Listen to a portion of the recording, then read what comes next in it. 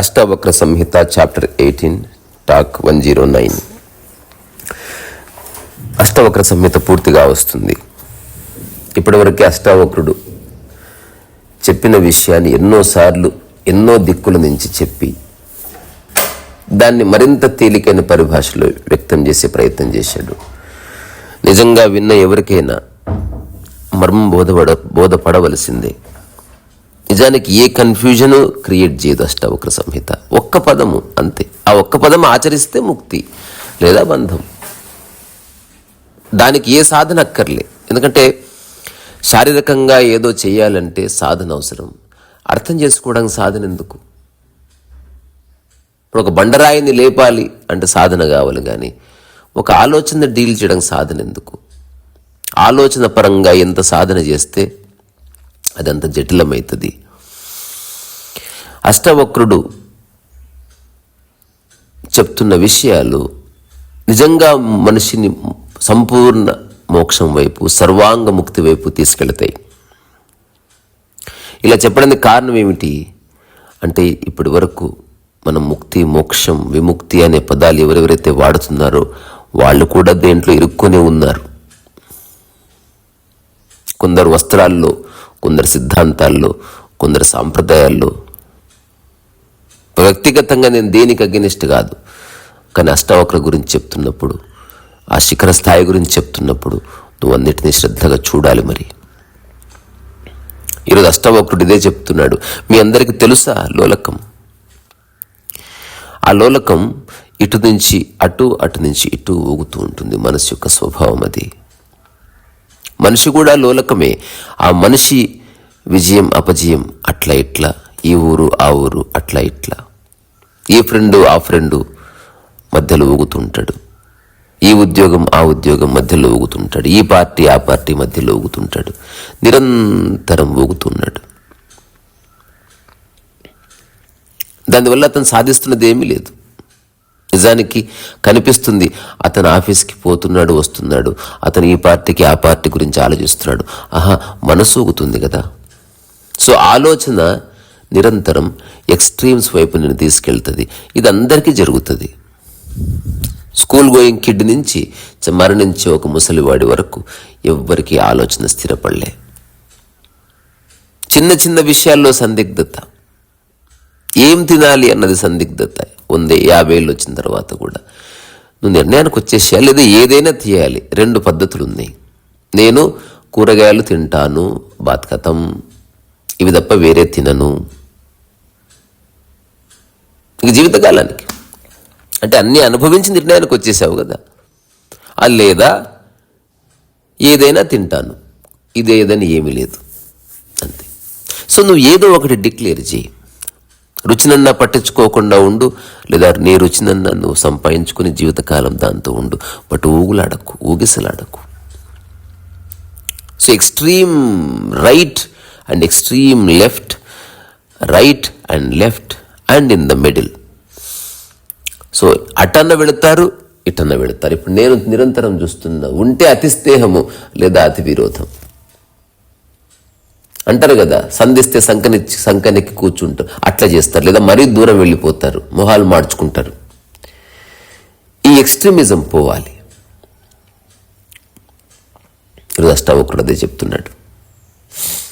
అంటే ఎవరైతే యోగం వైపు వెళ్తారో దానికి 2 కారణాలు. 2 కారణాలు ఏమిటి? లోకంలో, నీ కుటుంబంలో నీ మాట చెల్లక నువ్వు ఇంకొక దారి ఎత్తుకులాడుకుంటున్నావు. నీ ప్రశాంతత పోయింది. ప్రశాంతత పోవడానికి కారణం వాళ్ళు కాదు, నువ్వు అనుకున్నట్టు వాళ్ళు లేరు అంతే. దాంతో నీకు రుచిపోయింది లైఫ్లో. ఇదంతా వేస్ట్, అన్నీ వదలనేటంది, సన్యాసం తీసుకున్నది మీరు. నేను చూశాను నా కళ్ళతో అట్లాంటి వాళ్ళని. ఏ సారము ఉండదు. వాళ్ళు అటు ఉండడానికి కారణం ఇదే. ఇటుపక్కది వదిలించుకోవడానికి సాధ్యం కాక అటుపక్కకి వెళుతున్నారు. యోగం అట్లా కాదు. యోగం డ్యుయాలిటీ అనే కాంటెక్స్ట్లో వాడటానికి వీల్లేని పదం అది. సో ఈరోజు సూత్రంలోకి పోదాం. నిరోధాదీని కర్మాణి జహాతి జడధీర్యధి మనోరథాన్ ప్రలాపాంశ్చ కర్త కర్తుమాప్నోతి తత్క్షణాత్. దీని యొక్క సారం ఇంతే.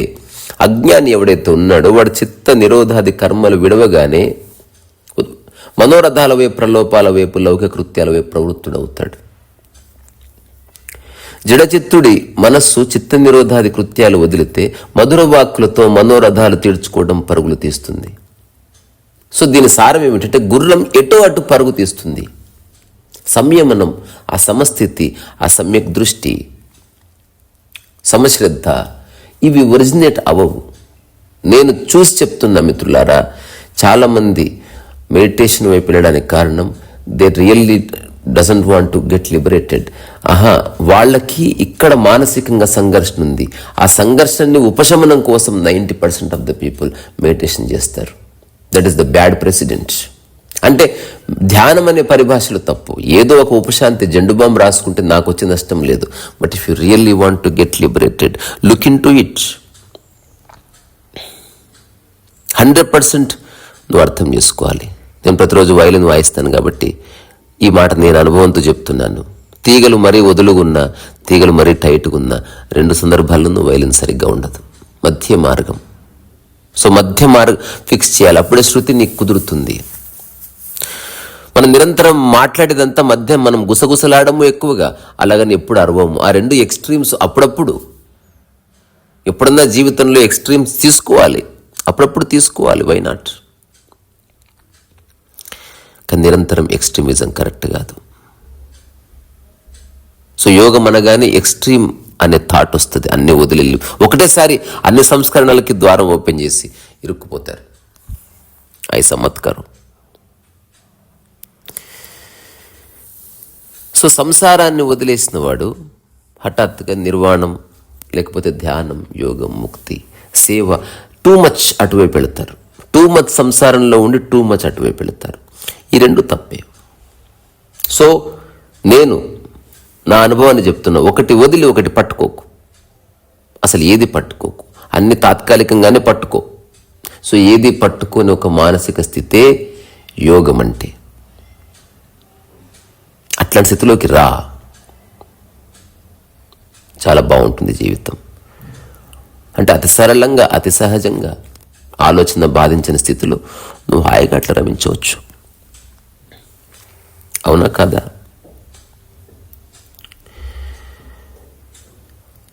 నేను చిన్న విషయం చెప్తా. రీసెంట్గా కన్నుగుడ్ల గురించి నేను ఒక 2-3 టాక్స్ చేసిన. అది ఎవరైనా చూసి తెలుసుకోవచ్చు. అందులో ఏం రహస్యాలు ఏమి లేవు. అసలు నేను చెప్పే ఏ విషయంలోనూ రహస్యాలు లేవు. సాదాసీదా విషయాలను మాట్లాడి రహస్యాలు చెప్పేవాళ్ళు వేరే. అట్లాంటి వాళ్ళతో మనకు పనిలే. మనకు తెలియదు కాబట్టి రహస్యం ఏంది? తెలిస్తే రహస్యం ఎక్కడిది? ఇప్పుడు ఎప్పుడన్నా మీ కనుగుడ్డు ఉంది కదా, మీరు ఎట్లున్నారు? స్ట్రైట్గా, ముక్కు సూటిగా, కళ్ళు స్ట్రైట్గా చూస్తే. మీరు స్ట్రైట్గా ఉండి లెఫ్ట్ సైడ్ చూశారనుకోండి, ఎక్కువసేపు అట్లా పెడితే కళ్ళు గుంజుతాయి. అలాగే రైట్ సైడ్ పెట్టారనుకో గుంజుతాయి. కళ్ళు మధ్యలో ఉండాలి, మధ్య మార్గం. మన హోల్ శరీర నిర్మాణం, మన యొక్క కదలికలు, ఎవ్రీథింగ్ మధ్య మార్గం. ఎక్కువ చలి ఉండకూడదు, అలాగని ఎక్కువ వేడి ఉండకూడదు, మధ్యన ఉండాలి. ఎవరన్నా కూర్చున్నప్పుడు మరీ మీదే కూర్చోకూడదు, మరీ దూరం కూర్చోకూడదు, కొంచెం మధ్యలో. ఆ మధ్యలో ఎక్కడో ఉంది అన్నిటి యొక్క కలయిక, అన్నిటి యొక్క సంయమనం, ఒక సామరస్యం, ఎరుక కుదిరేది మధ్య. చైతన్యము, ఎరుక ఇట్లాంటివన్నీ ఎక్స్ట్రీమ్ మిడిల్లో ఉంటాయి. సంవేదన అంటే అదే, కదులుతుంది. డైనమికల్లీ స్టాటిక్ నేను పదం వాడాను కదా. ఎక్స్ట్రీమ్లో ఉన్న తర్వాత కదలడానికి ఏమి లేదు. అయిపోయింది, గోడ వచ్చేసింది, ఇక్కడ గోడ వచ్చేసింది. ఎగ్జాక్ట్ మధ్యలో ఉండి అది అటుపక్క పోవడంలే, కంప్లీట్ ఇటు పక్క పోవడం, జస్ట్ అక్కడక్కడ అట్లా కొట్టుకుంటుంది. సో అష్టావకుడు చెప్తున్నాడు, ఏది పట్టుకోకు స్వామి. భోగం వదిలితే యోగం. అట్లాంటి యోగం యోగము కాదు, అది భోగాది యోగం. మనసులో భోగం నడుస్తూనే ఉంటుంది. మనసులో నడుస్తుంది కదా. నువ్వు బయటికి నువ్వు కాషాయం వేసుకోవచ్చు, బయటికి సాధువులా కనబడవచ్చు, సాంప్రదాయవాదులా కనబడవచ్చు, బయటికి నువ్వు చిలక పలుకలు పలుకోవచ్చు. దానివల్ల ఏం ఉపయోగం? మనం ఎవరినో కన్విన్స్ చేయడానికి నువ్వు ఆధ్యాత్మికతలోకి రావడం కాదు. నీ జీవితాన్ని అత్యంత సరళతమం చేసుకోవడానికి స్పిరిచువాలిటీలోకి వస్తున్నావు. ఒకప్పుడు షాప్లో నువ్వు అడ్డగోలుగా పనిచేసావు, నీకు పనిచేయడం అలవాటైంది, కమాండ్స్ చేయడం అలవాటైంది. ఇప్పుడు జస్ట్ నువ్వు ఇంకొక ఆశ్రమంలో అదే చేస్తున్నావు. నీ మనసు యొక్క ప్రవృత్తి మారలేదు కదా. సో మన మనసు యొక్క మూల ప్రవృత్తి మారాలి. అష్టావకుడు చెప్తున్నది, ఒక వ్యక్తి బంగారాన్ని పట్టుకోవచ్చు, ఒక వ్యక్తి నేను గురువు గారిని పట్టుకోవచ్చు. పట్టుకునే మనసు ఒకటే అంటున్నాడు. పట్టుకోవడం తప్పు అని కాదు, పట్టుకునే మనసు ఒకటి, అది గుర్తించు. నువ్వు గురువును పట్టుకున్నావు, త్వరగా వదిలేయవలసిందే. గురువు దగ్గరే ఉండిపోకు, దేని దగ్గర ఉండిపోకు. నీ మనసు అన్నిటి నుంచి విముక్తి చేయి. ఎవరైనా తాత్కాలికంగా నీ జీవితంలోకి రావలసిందే, తాత్కాలికంగా రావలసిందే నీ జీవితంలోకి. Let them come, let them come. కానీ విషయాన్ని అర్థం చేసుకొని పక్కకు జరుగు. విత్ ఆల్ డ్యూ రెస్పెక్ట్, వాళ్ళని వదిలేయి. చిలకలాగా బట్టి పట్టకు.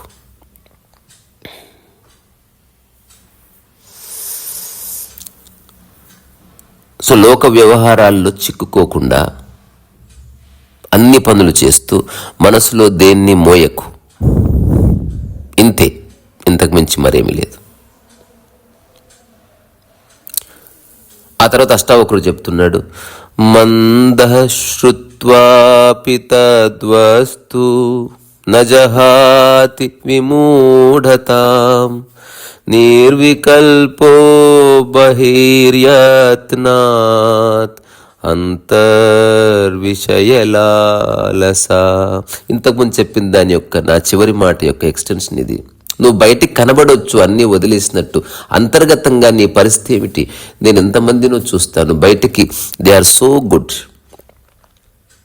కానీ లోపల నడుస్తుంటుంది. వస్తువు చూడగానే మమకారం పోదు, ఒక మనిషిని చూడగానే ద్వేషాలు, కుట్రలు, కుతంత్రాలు అన్నీ గుర్తొస్తే వాళ్ళు అవే మాట్లాడుతుంటారు.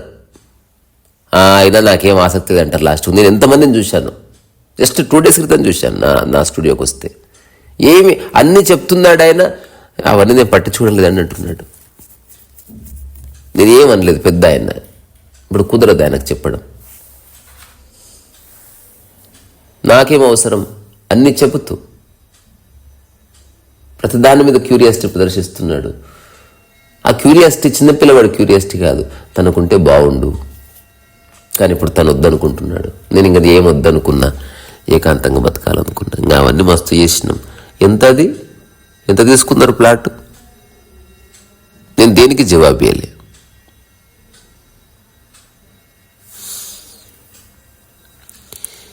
ఎంత తీసుకుంటే నీకెందుకు? అసలు ఎందుకు? వై? నిజంగా చెప్తున్నా, మా మిత్రుడు భూపాల్ ఇట్లా చూపిస్తే నేను ఇంట్లోకి వచ్చేసినంతే. నేను వెనుక పెద్ద తర్కాలు గిరికాలు, నేను 30 seconds I think 1 minute decision it was. Pen కొన్నట్టు తీసుకున్నాను. ఎక్కడైనా మోసం జరగవచ్చు, అది నాకు తెలియదు. ఏదైనా కూలిపోవచ్చు, ఏదైనా నిలబడచ్చు, అది కాదు పాయింట్. అష్టావకుడు చెప్తున్న ఈ యొక్క చిన్న మాట మీ హృదయంలో అట్లా నాటుకోండి, గోడ మీద రాసుకోండి. నిర్వికల్పో బహిర్యత్నాత్ అంటే బయటికి ఒక వ్యక్తి నిర్వికల్ప సమాధిలో ఉన్న యోగిలాగా కనబడవచ్చు, కానీ స్వామి అంతర్గతంగా వాళ్ళలో ఎంత లాలసం ఉందో, ఎంత లాల్చీ పని ఉందో, ఎంత పిసినారితనం ఉందో, ఎంత వస్తు ప్రేమ ఉందో, ఎంత వ్యక్తి ప్రేమ ఉందో. ప్రేమ అంటే నిజమైనది కాదు, నా ఉద్దేశం లాగడం ఉందో తెలియదు మనకు. We don't know. అందుకని మందబుద్ధి తద్వస్తువైన ఆత్మతత్వాన్ని విని కూడా మూఢతనే వదలడు. ఇది చాలా ప్రొఫౌండ్ స్టేట్మెంట్. చాలామంది వింటారు, ఎంత వింటారో అంతా తెలిసినట్టే ఉంటుంది, బట్ వదలడం కుదరదు. తెలుసా, మాటపూర్వకంగా తెలుసా అని అడుగుతాను నేను చెప్తాను, తెలియడం రకరకాలు ఉంటుంది. మాటపూర్వకంగా తెలుసు, ఇదేమంటారు ఆలోచనగా తెలుసు, ఆలోచనగా ఆలోచించి చిలికి అట్లా నువ్వు వచ్చిన ఒక తార్కిక ముగింపుగా తెలుసు. ఫైనల్ నువ్వు అనుభవించి చెప్తున్నావు, అంతే, బాత్ ఖతం. అది నిజమైనది. సో అష్టావకుడు చెప్తున్న మాటలు చిన్న చిన్నవే. అంతర్విషయ లాలస, ఇది చెక్ చేసుకోండి అంతే. బయటికి నువ్వు ఎట్లా కనిపిస్తావు ఇది కాదు ఇంపార్టెంట్. బయటికి నువ్వు యోగిలా కనబడు, యోగిలా వేషం వేసుకుని లోపట ఏం నడుస్తుంది. నా దగ్గరకు వచ్చి రీసెంట్గా నన్ను సపోర్ట్ చేయమని అడిగాడు ఒక ఆయన. నేను అన్నీ వదిలేశాను, మీ జీవితాలు మరి ఏమనుకుంటున్నారని అడిగాను. అంటే నేను ఒక చిన్న ఆశ్రమం పెట్టాలి, ఇది నేర్పించాలి. నన్ను వదిలేశానన్నారు అన్నా. వదిలేశానంటే అది సంసారం అదంతా వదిలేశాను. ఇప్పుడు ఇది మన లక్ష్యం వేరే. ఇప్పుడు మంచి మంచి మార్గంలోకి వచ్చాం. అచ్చా, ఓకే, నేనేమి చేయలేనండి, నేను అస్సలు పనికిరాని ఇలాంటి వాటికి. సెలబ్రిటీస్ అట్లా మీకు కొంత తెలుసు, ఇండస్ట్రియలిస్టులు తెలుసు, కానీ నాకు నిజంగా తెలియదు వాళ్ళు ఎవరు. పేర్లు తెలుసు అంతే. కలిశాను కూడా, ఎప్పుడు నెంబర్స్ తీసుకోలేదు. మీ నెంబర్ కూడా తీసుకోవట్లేదు చూడండి. నా దగ్గరికి వచ్చిన ఎవరి నెంబర్ నేను అడగాను. ఇప్పుడు నా యూట్యూబ్ మిత్రులు ఎవరైనా గుండె మీద చేసుకొని చెప్పండి, నేను ఎప్పుడైనా ఫోన్ చేశానా మీకు? నిజంగా అవసరమైతే చేస్తాను, ఫోన్ చేయడానికి అగెనిస్ట్ కాదు. నేను చాలా పరిపూర్ణంగా హాయిగా ఉన్నా. నాకేం వద్దు, ఉన్నది చాలు. కావాల్సింది నేను పెయింటింగ్ వేసి పుస్తకాలు సేల్ చేయడం ద్వారా, అంటే దానంతకు అది అమ్మడం ద్వారా ఏదో వస్తుంది, అది చాలు నాకు ఇంతకంటే ఎంత ఆలోచించినా ఇంతకంటే ఏమిటి, వాట్ ఈజ్ ఇట్? నాకు కావాల్సింది నాకేమొద్దు, ఉన్నది చాలు. అంతర్గతంగా మనస్సులో దేని పట్ల కించిత్ వ్యామోహం కానీ, నేను ఇంతవరకు వేరే వాళ్ళ వస్తువుల దిక్కు చూడలేదు అసలు ఇప్పటివరకు. 2009 తర్వాత ఏ ఇంటికి వెళ్ళినా అసలు అంటే నాకు ఆసక్తి లేదు. బాత్ కథం. సో అంతర్లాలస పోవాలి, అంతర్విషయ లాలస పోవాలి. నీ మనసులో రకరకాల విషయ వాంఛలు ఉన్నాయి, అక్కడి నుంచి పోవాలి. సో అందుకని అష్టావక్రుడు చెప్పిన మాటల్ని జ్ఞప్తికి పెట్టుకొని, చిన్నది, చాలా చిన్న విషయం ఇది, అన్నీ తెలుసుకొని సంసారంలో నుండి సంపూర్ణ మోక్షాన్ని అనుభవించవచ్చు. అందరి మధ్యనే ఉండి అందరిని తిడుతూ అరుస్తూ ముట్టుకుంటూ చేసుకుంటూ కూడా లోపల అంటకుండా ఉండొచ్చు. ఇది నేను నా స్వానుభవంగా చెప్తున్నాను. రీసరస వయసు.